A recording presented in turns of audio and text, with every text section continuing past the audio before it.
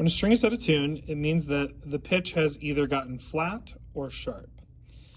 So in order to change the pitch on the instrument, we utilize these things right here called fine tuners if you play the violin, the viola, or the cello. When you turn the fine tuner to the right, it screws the screw in, pushes down a lever, and pulls back on the string, creating more tension in the string, thereby raising the pitch higher. When you loosen it, it eases up the tension on that hook and allows the string pitch to go lower. So good adage is righty, tighty, lefty, loosey. Tight means higher, left means lower. A bass is tuned slightly different. These gears right here are attached to these rods right here that go through the peg box. When you turn this paddle, it turns this worm gear and makes that larger gear turn. So when the gear is turning clockwise on this side, when the gear is turning like this, the string is wrapping over the rod and tightening the tension on the string, thereby making the pitch go up. When you turn it the other way, the gear loosens and allows more tension to come off the string, making the string drop in pitch. When you're on the other side of the bass, those directions are backwards. So the gear moving this way is clockwise, and that's loosening the tension. Counterclockwise is wrapping it over the top, tightening the tension. This is how you turn the tuners on a bass and change the pitch of the open strings.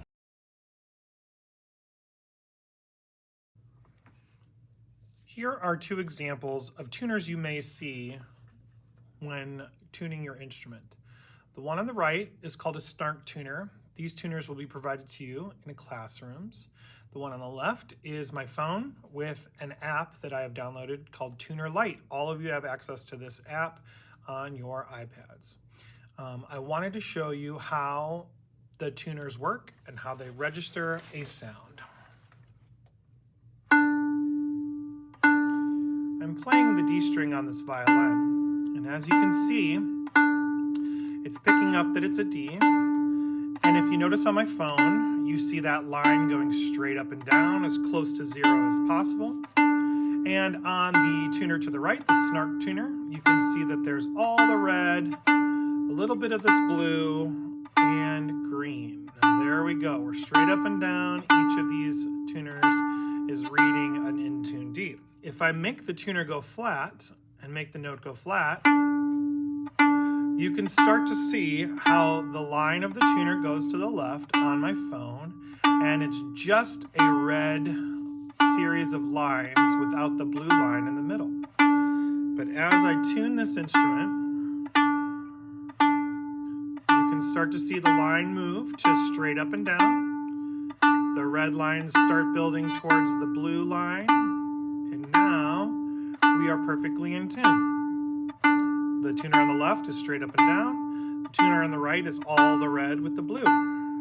If the note were too sharp, we start to see the line move to the right. And on the tuner on the right, we start to see the green lines appear. That means the note is too sharp.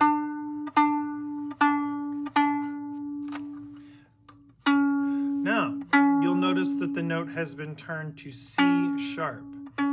In relationship to D, C sharp is 1/2 step lower, which means if I want to make this string a D string, right now it's a C sharp string, if I want to make it a D string, I have to raise the pitch up almost a 1/2 step.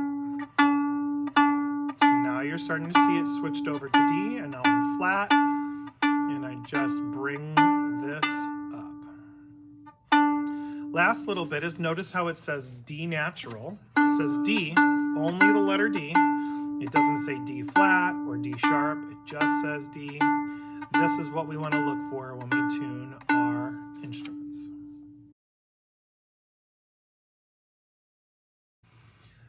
This instrument is our Snark tuners. These are the ones that you're going to see most frequently in the classroom. A few features that this has is its main purpose is to be clipped to your instrument, and it will only read the vibrations through the clip as opposed to the microphone, which is this little dot here. Now, that is a setting that's on the side. You'll notice that this says MIC stands for microphone, VIB stands for vibration. We always want to make sure that that switch is over in vibration. Now when we bring it over here and we turn it on, ooh, the tuner will not pick up the sound. But if I clip the tuner to my violin, it registers the sound of just this instrument and nothing else. So that's why we have these Snark tuners as classroom tuners. They're really great for a classroom full of instruments so that you can only tune your instrument. So the functionality of this is this big gray button on the front, turns it on. Please make sure that this switch is set to VIB. And then this clips on to a part of your instrument. If you're a violin or viola, the best place to clip this on is your scroll. If you're a cello or a bass, the best place to clip this on is the side of your bridge so that you can check it out as you tune and see it. So other functions that this has, you want to make sure this button right here started a metronome, not something we're typically going to use. The only other function you want to make sure you're looking at is see these arrows in the back.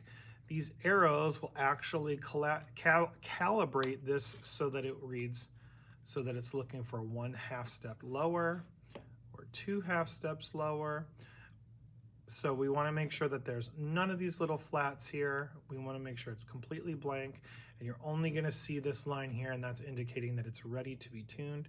And when you're done, power it off.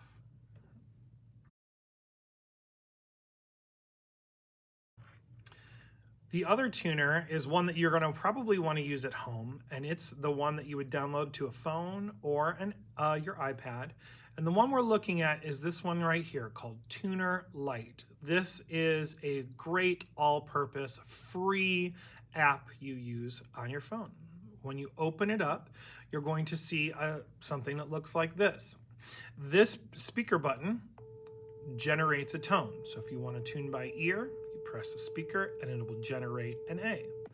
If you are wanting it to tune your instrument, where you play the instrument, it tells you what pitch you're playing, you're going to pick this Y shape. This Y shape is the shape of what used to be a tuning fork. That is what's going to use the microphone to listen and analyze the frequencies and tell which pitch you have. You'll notice that the line goes straight up and down. You want to try to get it as close to 0 as possible. The only thing you want to also note is see how it's reading C sharp, also E natural or A flat. You want to make sure that it says just the letter. So just A, not A flat. You want it to say A. Now, this number 440 refers to what frequency that A should be. If these buttons get hit, you'll notice that the note goes down. A38 is slightly lower than A440. A442 is slightly higher than A440. So we want to make sure that that says A440, and we're looking for just the letter name, not a flat or a sharp. This will help, and this button right here is what you used to press so that it uses the microphone to tune.